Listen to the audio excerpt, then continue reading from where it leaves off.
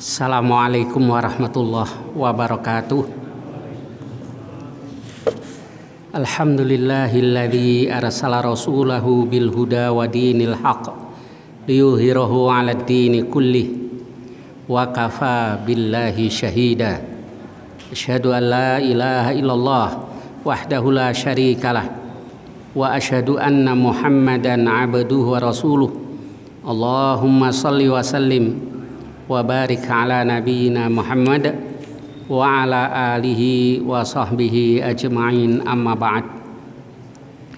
Kita lanjutkan hadis nomor 1799, yaitu babu inna fil jannati syajaratan. Sesungguhnya di sorga itu ada satu pohon, yasirur rakibu fi dhilliha. Orang yang berkendaraan berjalan di bawah naungannya mi'ata am, selama 100 tahun untuk ukuran dunia. La yaqta'uha, dia belum bisa menempuh perjalanan tadi, yakni 100 tahun belum selesai juga. Kita lihat hadis-hadisnya. Hadithu Abi Hurairah radhiyallahu an, yablughu bihin Nabiy sallallahu alaihi wasallam qala inna fil jannati syajaratan yasirur rakibu fi dhilliha mi'ata am la yaqta'uha. Sungguhnya di sorga, kata Rasul, ada sebuah pohon yang orang yang berkendaraan menempuh perjalanan di bawah naungannya selama 100 tahun, itu pun tidak dapat dia menempuhnya, belum selesai juga. Hadis yang berikutnya isinya sama, cuma sumbernya dari Sahal bin Sa'ad an Rasulillah sallallahu alaihi wasallam qala inna fil jannati la syajarah yasirur rakibu fi dhilliha mi'ata am la yaqta'uha. Hadis berikutnya ada tambahannya, yaitu hadis yang berasal dari Abi Sa'id an Nabi sallallahu alaihi wasallam qala, Nabi bersabda, inna fil jannati la syajaratan, sesungguhnya di sorga ada sebuah pohon, yasirur rakibul jawad, seorang penunggang berjalan dengan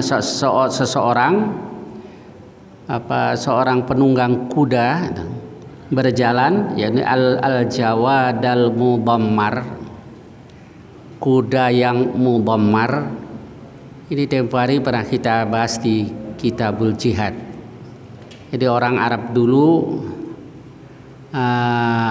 mengurangi jatah makan kuda perangnya untuk membuat badannya ramping biar jalannya cepat. Nah, ini namanya tadmir.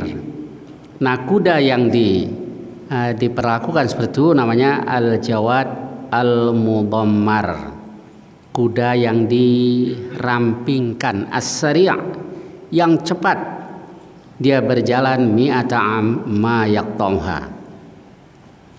Apa yang diberitakan oleh Allah dan Rasulullah sallallahu alaihi wasallam tentang sorga atau lainnya itu adalah hak.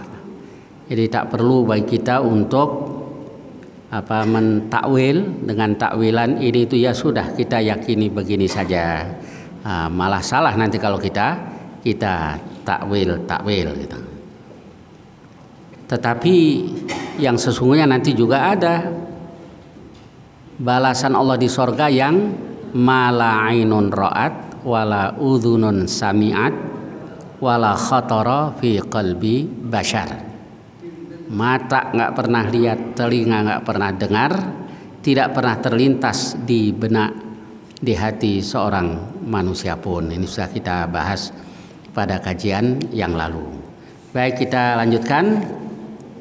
Bab berikutnya yaitu babu ihlalir ridwan ala ahlil jannati fala yuskhatu alaihim abadan. Bab tentang bahwa keridhaan Allah itu dihalalkan kepada penghuni sorga, maka dia tidak dimarahi, tidak dimurkai abadan selamanya. Hadisnya hadis yang berasal dari Abu Sa'id Al-Khudri radhiyallahu an qala Rasulullah sallallahu alaihi wasallam innallaha yaqulu li ahlil jannah, sesungguhnya Allah nanti akan berfirman kepada penduduk sorga, ya ahlal jannah, wahai penghuni sorga.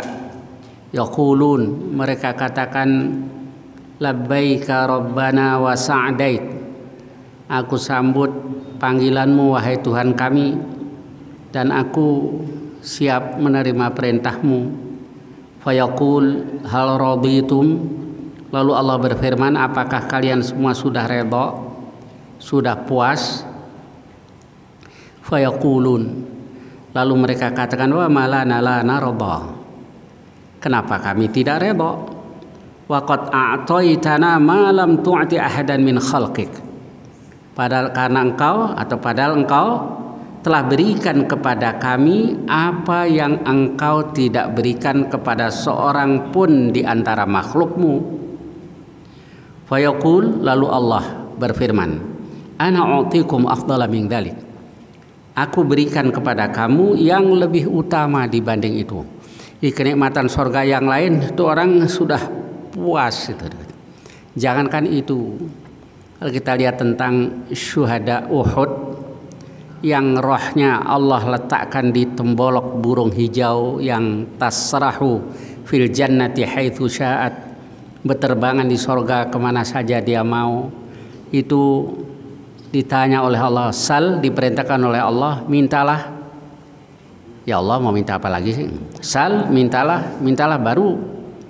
Akhirnya mereka minta dihidupkan kembali ke dunia. Nah, yang Allah katakan, nah kalau itu nggak bisa.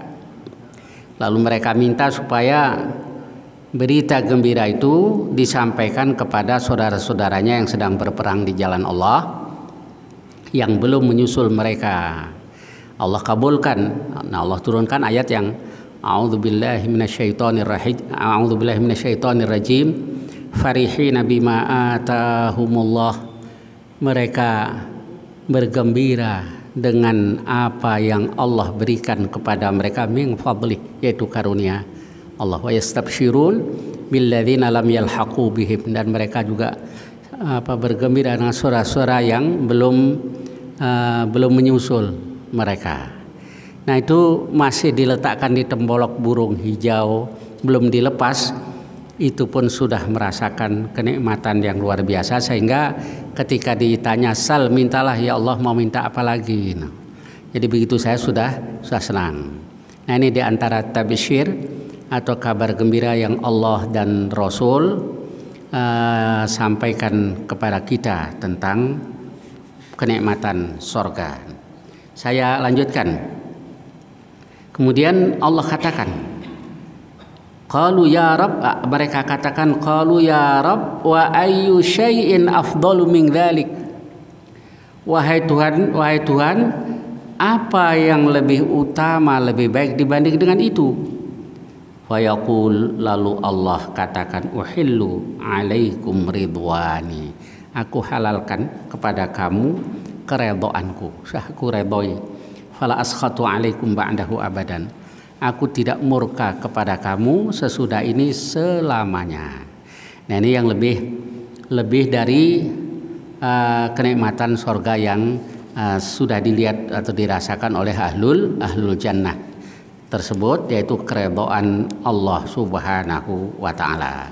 Kita lanjutkan lagi, masih tentang sabda Rasul yang berkenaan dengan kenikmatan surga. Babu tarai ahlil jannah ahlal ghuraf kama yural kaukab fis sama.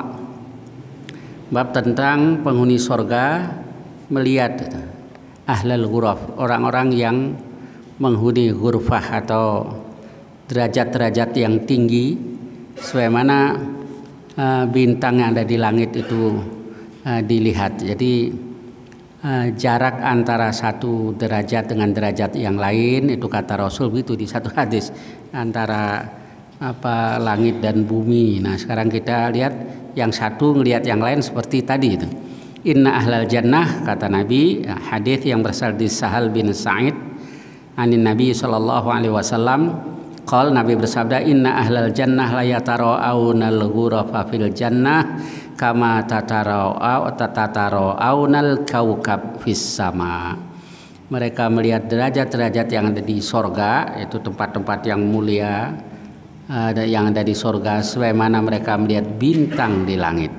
Qol fahaddatsu bihi an-Nu'man an Abi Ayyash. Fahaddatsu bihi Nu'man ibn Abi Ayyash, lalu aku ceritakan kepada An-Nu'man ibn Abi Ayyash. Faqal, dia katakan, asyhadu la sami'tu Aba Sa'id yuhadditsu wa yazidu fih. Ternyata perawi hadis tadi ceritakan kepada Nu'man bin Abi Ayyash. Kata Nu'man bin Abi Ayyash, asyhadu, saya bersaksi, la sami'tu Aba Sa'id yuhadditsu wa yazidu fih. Aku juga mendengar dari Abu Sa'id menceritakan hadis ini. Jadi wa yazidu fi, dan dia tambahkan, yakni lebih lengkap lah yang ada di riwayat Abu Sa'id Al-Khudri. Dia tambahkan kama tara'aunal kaukabal ghariba fil ufuq asy-syarqi wal gharbi. Sebagaimana engkau melihat al-kaukabal gharib, engkau sebagaimana engkau melihat bintang yang masih tampak di ufuk timur dan di ufuk barat. Di ketika fajar sudah terbit itu kan masih ada bintang yang tetap terlihat. Nah begitulah kata Rasul, seseorang memandang tempat-tempat yang mulia, tempat-tempat yang luhur yang ada di sorga tadi. Dan hadis berikutnya, hadis Abi Sa'id Al-Khudri radhiyallahu ani Nabi sallallahu alaihi wasallam qala, inna ahlal jannati yatarawna ahlal ghuraf min fawqihim. Mereka melihat dari atas mereka kama yatarawna al-kaukab ad-durri al-ghabir fil ufuq. Jadi ini sebagaimana mereka melihat bintang yang berkilau, al-ghabir fil ufuq, yang masih bercahaya di ufuk. Ya tadi itu kalau fajar sudah terbit masih ada bintang, jadi tetap terlihat minal masyriq awil maghrib litafaduli ma bainahum, karena perbedaan yang satu dengan yang lain. Gimana dong? Nggak bisa ketemu dong kalau jarak dari satu ghurfah ke ghurfah yang lain. Ya bisa, sebab nanti kata Nabi Shallallahu Alaihi Wasallam di riwayat Muslim itu, di sorga itu ada suk, ada pasar. Suk itu insya Allah bukan kayak pasar di dunia, ada tempat berkumpulnya manusia lah. Kalau orang ngobrol-ngobrol keperluan ini itu kan biasanya di pasar. Nah itu setiap hari Jum'ah mereka bertemu di situ. Jadi suka ketemu penghuni sorga yang yang tinggi derajatnya, bisa bertemu dengan yang di bawah. Nah ini sababun nuzulnya ayat ke 70 di surah An-Nisa itu yang a'udzubillahi minasyaitonirrajim, wa may yuti'illaha war rasul, dan barang siapa taat kepada Allah dan Rasul, fa ulaika ma'al ladzina an'amallahu 'alaihim minan nabiyyin, mereka itu nanti bersama dengan orang-orang yang Allah berikan nikmat kepada mereka. Siapa? Minan nabiyyin, para nabi, was-siddiqin, orang-orang yang siddiq, yang sempurna iman takwanya, wasyuhada'i wassalihin, para syuhada dan juga orang-orang salih, wa hasuna ulaika rafiqa. Nah, sababun nuzulnya ayat ini menurut Ibnu Katsir beliau menukil riwayat Ibnu Mardaweh. Ada seseorang datang kepada Rasulullah SAW. Lalu dia katakan, ya Rasulullah, engkau ini lebih aku cintai daripada diriku sendiri, lebih aku cintai daripada keluargaku, lebih aku cintai daripada anakku sendiri. Wa inni la akunu fil bait, tadi saya di rumah ya Rasul. Fa'adhkuruk, saya ingat engkau. Fama asbir, saya enggak sabar. Hatta atiyaka fa'anzuru ilaik, hingga saya datang ke tempatmu dan saya lihat engkau. Jadi kecintaan sahabat itu sampai seperti itu. Dia sahabat Ansor datang ke masjid, ya Rasul, saya enggak sabar di rumah pengen ketemu engkau. Saya datang dan melihat engkau. Tapi dia sedih itu. Dia katakan, wa idza dzakartu mauti wa mautak, tapi kalau ingat tentang kematianmu dan kematianmu ya Rasul, araftu annaka idza dakhaltal jannah, saya tahu kalau engkau masuk surga, rufi'ata ma'an nabiyyin, engkau diangkat derajatmu, tempatmu bersama dengan para nabi. Wa idza dakhaltul jannah, dan kalau saya masuk surga juga lah, khasyitu alla arak, saya takut tidak bisa lihat engkau ya Rasul. Ini sahabat mikirin begitu tuh sampai sedih. Gimana kalau di surga tidak bisa bertemu dengan Rasul? Kita jauh benar ya tingkatannya ya. Dosa kita banyak, masuk surga apa yang tuh nggak sedih kadang-kadang ya, mesti sedih lah. Kita banyak taubat, banyak istighfar kepada Allah, dong, banyak memperbaiki diri. Ya untung Allah itu penerima taubat. Kata Rasul kan, innallaha ta'ala yaqbalu taubatal abdi malam yughargir. Sungguhnya Allah terima taubat seorang hamba selagi dia belum sakaratul maut. Jadi kalau sudah sakaratul maut sudah nggak diterima taubatnya. Taubat terima asal belum sekarat. Nah, ya udah, biar sebanyak apapun dosa kita, taubat kepada Allah, taubatan nasuha. Kalau mau mati nanti pesan Rasul dua. Satu, mengucap la ilaha illallah. Fa inna man kana akhiru qaulihi la ilaha illallah dakhalal jannah. Siapa orang yang akhir kata-katanya la ilaha illallah, dia masuk surga. Yang kedua, la yamutanna mu'min illa wa huwa yuhsinu dzanna billah. Jangan sekali-kali seorang mukmin mati kecuali dalam keadaan berprasangka baik terhadap Allah. Insya Allah taubat saya diterima, ibadah saya diterima. Tapi husnudzan terhadap Allah itu nggak bisa juga dibuat-buat. Kata Rasul, nanti ada orang yang tidak membawa pahala apapun. Begitu ditanya oleh Allah, kok nggak bawa pahala apa-apa? Kunna nuhsinu dzanna billah, dulu ya Allah di dunia kami berprasangka baik.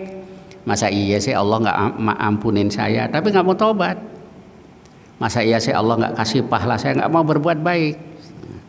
Nah, kata Rasul, in ahsanu dzanna ahsanul amal. Kalau mereka membaguskan prasangka, mereka pasti baguskan juga amalnya. Nah, baik, kemudian kembali ke kasus sahabat Ansor tadi. Rasul tidak jawab itu. Ketika dia katakan, saya kalau mikirin mati nanti sedih ya Rasul, takut tidak bisa bertemu denganmu. Lalu Rasul diam, turunlah ayat 70 dari surah An-Nisa tadi. Yaitu wa may yuti'illaha war rasul fa ulaika ma'al ladzina an'amallahu 'alaihim minan nabiyyin, dan seterusnya. Asal taat Allah dan Rasul nanti bersama dengan orang-orang yang Allah berikan nikmat, para nabi, para siddiq dan seterusnya. Di mana mereka bertemu? Nah, para ulama biasanya menghubungkan dengan hadis tadi bahwa di sorga itu ada satu pasar di mana di hari Jum'ah mereka bertemu di situ. Nah, disitulah meski derajat kita jauh dengan Rasul, kalau kita diampuni dosa kita masuk surga, bisa bertemu dengan Rasulullah Sallallahu Alaihi Wasallam. Mudah-mudahan kita bisa ketemu Rasul. Kembali ke hadis yang kita bahas tadi. Kemudian hadis yang dari Abu Sa'id Al-Khudri Nabi katakan inna ahlal jannati ahlal ghurafi min yatara'una ahlal ghurafi min fawqihim kama yatara'una al-kawkabad durriyal ghabira fil ufuq, sebagaimana mereka lihat bintang yang berkilau yang masih bercahaya di ufuk, minal masyriqi awil maghrib, di timur atau di barat, litafaduli ma bainahum. Qalu, lalu mereka bertanya, ya Rasulullah, tilka manazilul anbiya la yabluwa ghairuhum, apakah itu derajat para nabi yang tidak bisa dicapai selain para nabi? Qal bala walladzi nafsi biyadi, ya tetapi demi Allah yang jiwaku ada di tangannya, rijalun amanu billahi wa saddaqul mursalin, bisa ketemu apa menyambut dari mereka kalau itu adalah orang-orang yang beriman kepada Allah dan membenarkan atau percaya terhadap para rasul. Kayak di surah An-Nisa tadi juga, minan nabiyyin, para nabi, wasiddiqin, yaitu para siddiq, orang-orang yang sempurna iman dan takwanya, wasyuhada wassalihin, nanti akan berteman dengan mereka, wa hasuna ulaika rafiqa, dan mereka adalah sebaik-baik teman. Baik, saya lanjutkan bab ke-6. Babu awwali zumratin tadkhulul jannata ala suratil qamar. Bab rombongan yang pertama masuk surga dalam bentuk rembulan di malam purnama.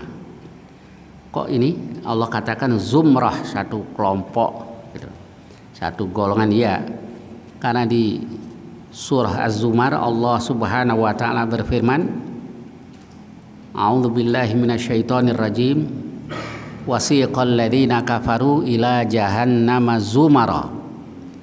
Orang-orang kafir itu akan digiring ke Jahanam zumara, berbondong-bondong, jadi sekelompok-sekelompok. Nah, nanti di berikutnya wasiqal ladzina taqau ilal jannati zumara. Orang yang bertakwa nanti akan masuk ke surga juga begitu. Bukankah pertanggungjawaban amal kita itu bersifat individual, nggak bersifat kolektif? Betul. Kalau soal pertanggungjawaban itu individual. Wa kullukum atihi yaumal qiyamati farda. Masing-masing dari kamu akan datang ke haribaan Ar-Rahman itu fardan, sendiri-sendiri. Jadi kalau soal mempertanggungjawabkan amal ya sendiri-sendiri. Nggak ada pertanggungjawaban kolektif. Tapi kalau bicara bagaimana dimasukkan ke surga atau ke neraka, zumara. Nah, kalau amalan di dunia ya dua macam. Ada yang bersifat individual, ada juga yang kolektif. Sholat kan berjamaah bareng-bareng. Demikian juga beberapa ibadah yang nanti ada ibadah-ibadah yang sifatnya individual. Tapi soal pertanggungjawaban ya itu individual. Dimasukkan ke surga atau ke neraka zumaron, dengan berkelompok-kelompok, berbondong-bondong.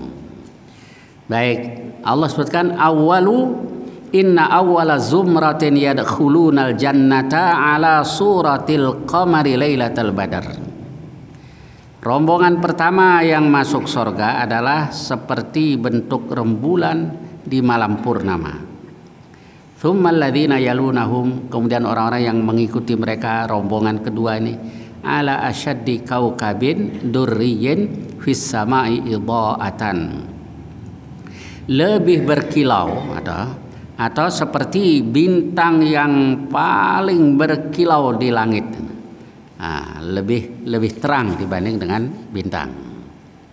La yabulun, mereka tidak kencing, wala yataghawwatun, tidak buang air besar, wala yangfilun, wala yamtakhitun, meludah juga tidak, buang dahak juga tidak, amsyatuhumudz dzahab, sisir mereka terbuat dari emas, warashuhumul misk, keringat mereka bagaikan kesturi, wa majamiruhum al uluwatul anjuj udut tib.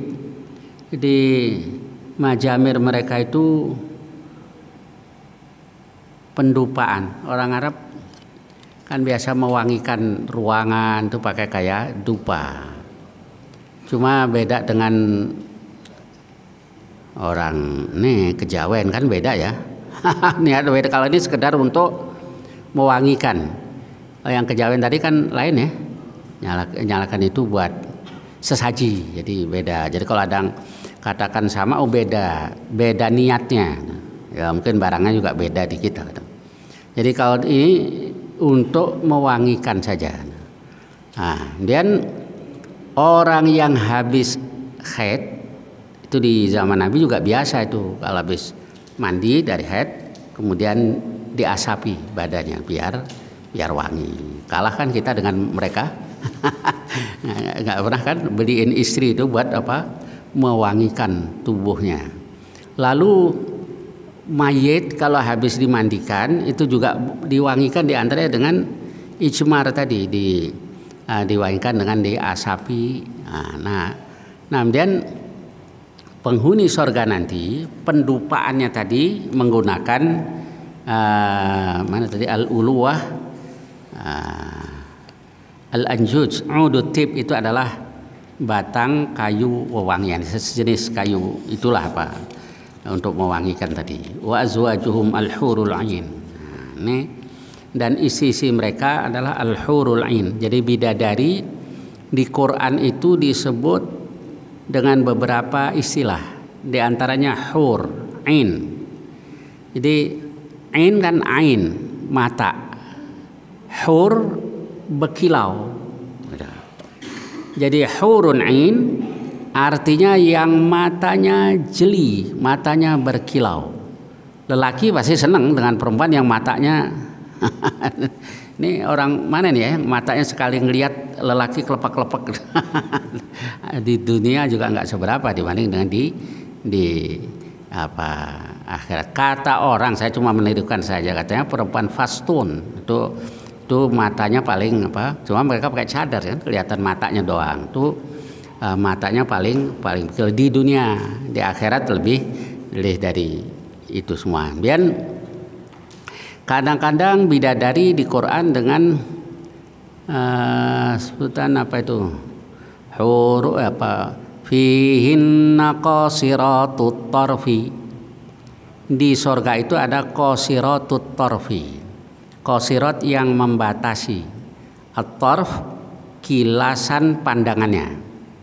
Jadi qasiratut tarfi, bidadari surga itu di tafsiran para ulama hanya melihat ke suaminya saja, tidak melihat yang lain. Beda kan dengan bidadari dunia. Bidadarinya naik motor berdua nih, yang di belakang pegang HP, WA nama orang lain. Nah kalau di surga enggak, qasiratut tarfi.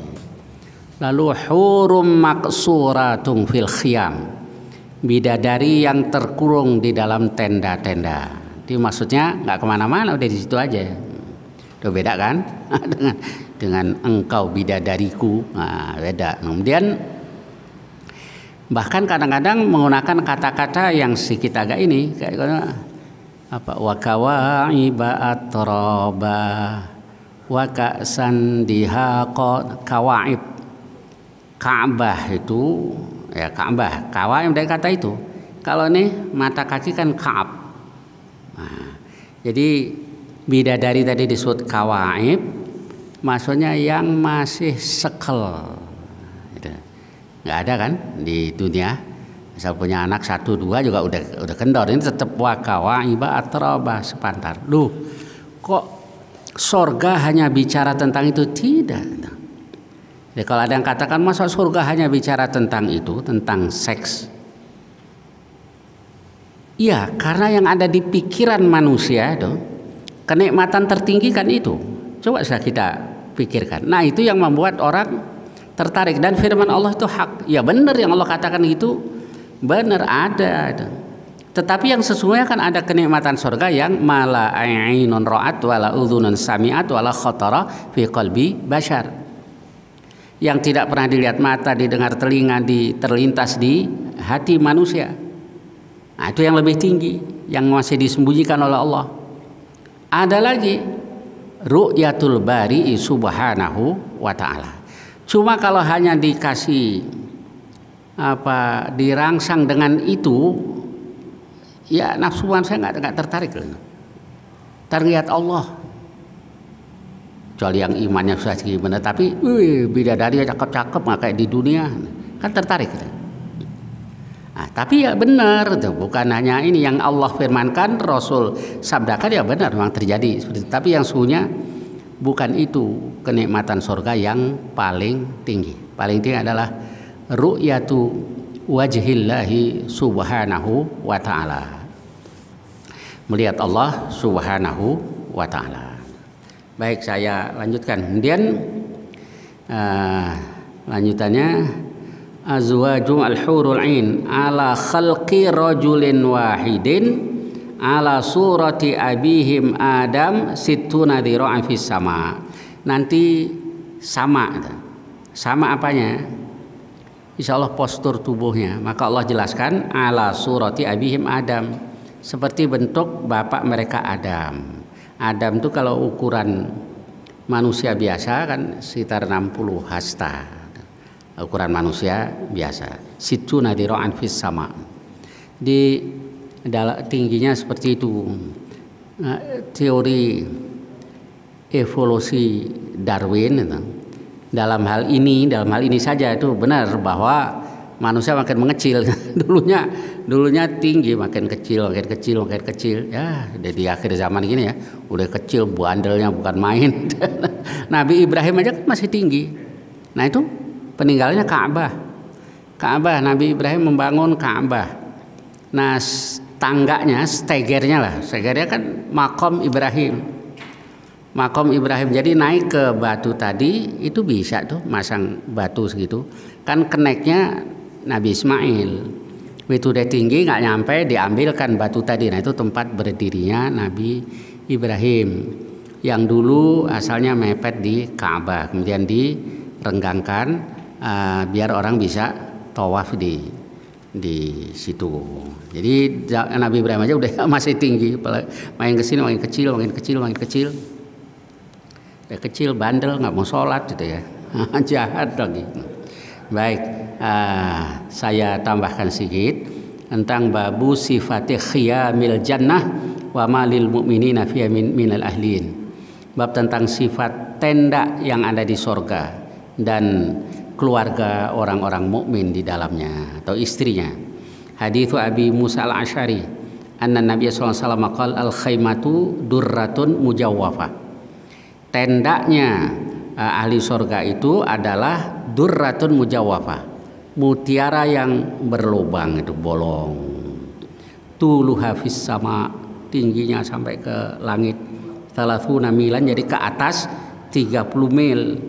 Fi kulli zawiyatin min halil mu'mini ahlun, setiap sudut itu ada seorang mukmin punya istri di situ. La yarahumul akharun, yang lain tidak lihat. Ini maksudnya. Jadi kalau Anda katakan berarti pesta seks dong. Oh enggak ada pesta seks. Lihat.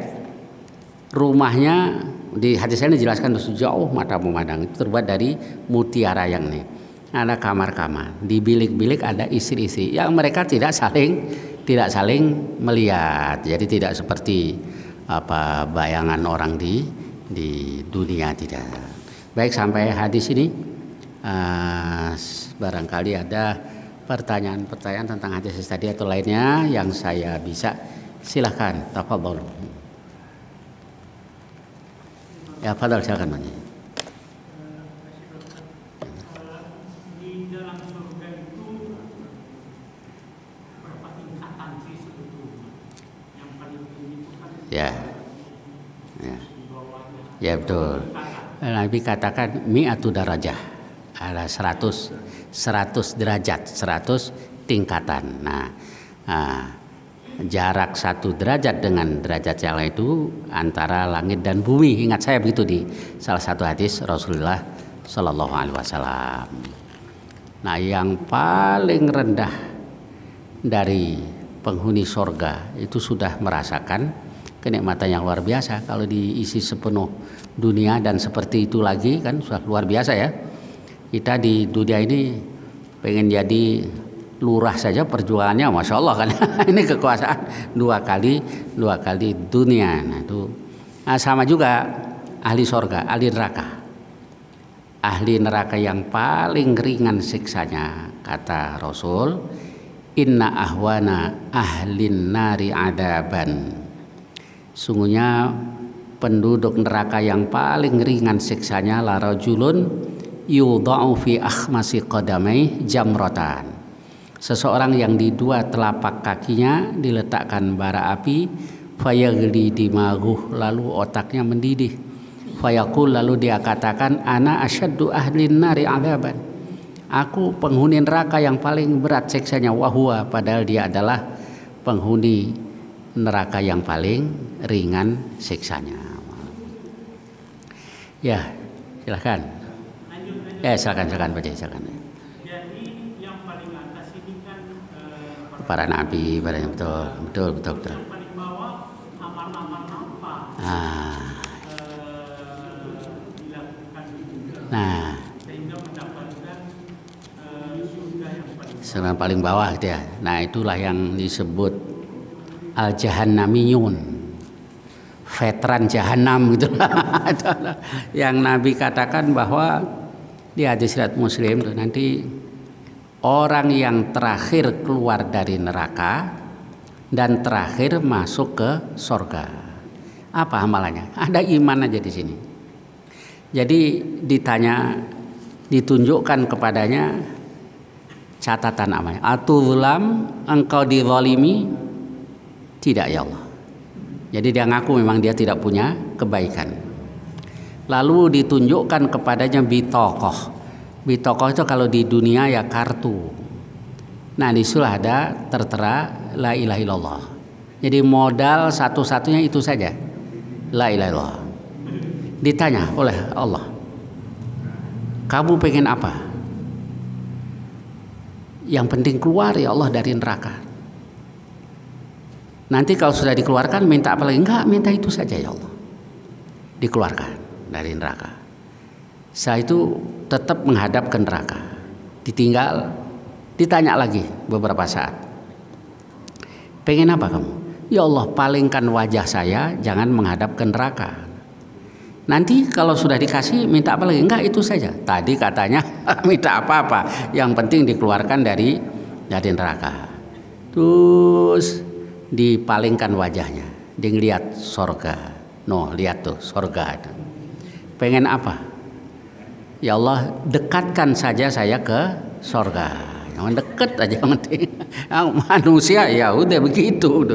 Kemudian setelah itu kata Rasul, kemudian didekatkan ke pintu sorga. Setelah didekatkan ditinggal.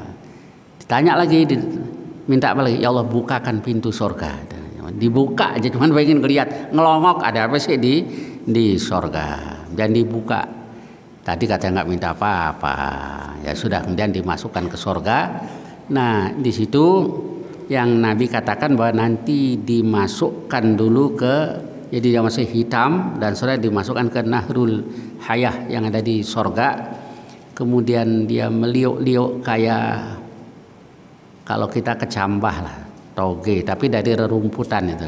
Terus begitulah mula pertama dia dikeluarkan dari sungai tadi dan akhirnya dimasukkan ke dalam sorga. Nah insya Allah itu yang penghuni sorga yang paling terakhir masuk ke sorga. Lalu ada yang katakan, kan di Quran nggak ada keluar dari neraka masuk ke sorga.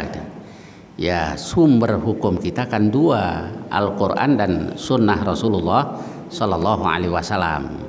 Jadi hadis itu di samping fungsinya sebagai bayan dari Quran, hadis juga bisa menjadi sumber hukum yang mustaqil, yang berdiri sendiri selain dari Al-Quran. Nabi jelaskan itu di banyak hadis dan hadisnya sahih. Jadi ada al-jahannamiyun, mantan ahli surga yang terakhir masih ada iman tadi seberat dzarrah, yaitu kalimah la ilaha illallah. Dan di hadis yang lain tentang syafaat Rasul, Allah perintahkan berikan syafaat yang masih ada seberat darah dari iman. Cuman mumpung dikasih hidup kita taubat, sebab tidak mudah untuk di neraka. Iya sih, jangan ada iman tetap dimasukkan ke surga. Tapi kan ini juga apa? Berat juga di neraka. Gimana dosa kita terlalu banyak ini? Ya Allah pengampun kalau kita mau kembali ke jalan Allah. Kan di hadis sahih juga Nabi katakan yudnal mu'min min rabbih. Nanti seorang mukmin dihampirkan kepada Tuhannya, fayudha'u lahu min kanafi, ditutup dengan tirai Allah. Fayu'arifu bidzunubi, Allah menanyai, membuatnya mengakui dosa-dosanya. Ya abdi ata'rifu dzamba kada? Wahai hambaku, engkau mengakui dosa-dosa ini? Bala ya Rabb, ya Allah. Enggak bisa kan kita mengelak di hadapan Allah. Ay abdi fa inni qad satartu halaka fid dunya. Wahai hambaku, aku sudah tutup aibmu ini di dunia. Wa ini aghfiruka lakal yaum, hari ini aku ampuni. Mudah-mudahan begitulah. Dosa kita banyak tapi di dunia ditutup, aib kita di akhirat diampuni oleh Allah. Gimana caranya biar dosa kita ditutup di dunia diampuni Allah? Biar diampuni taubatan nasuha. Biar ditutup di dunia, man satara musliman satarahullah, yang menutup aib seorang muslim, yang tidak suka membuka aib seorang muslim, maka aibnya juga ditutup oleh Allah Subhanahu wa taala. Kalau saya ingat neraka lemes kita. Apa yang kita banggakan? Nggak ada. Ya silakan.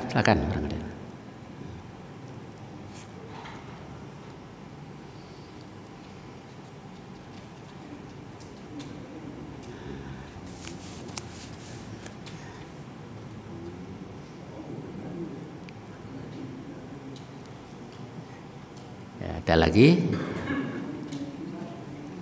Baik. Ya.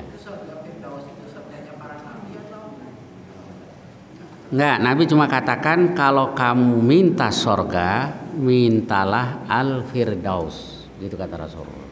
Jadi itu surga firdaus, surga yang tinggi. Ya orang barat bilang paradise, apa? Firdaus. Beda lidah aja ya, firdaus. Jadi Nabi suruh, ya Allah berikan kepadaku masukkan ke firdaus. Nah, itu penghuni surga yang tinggi.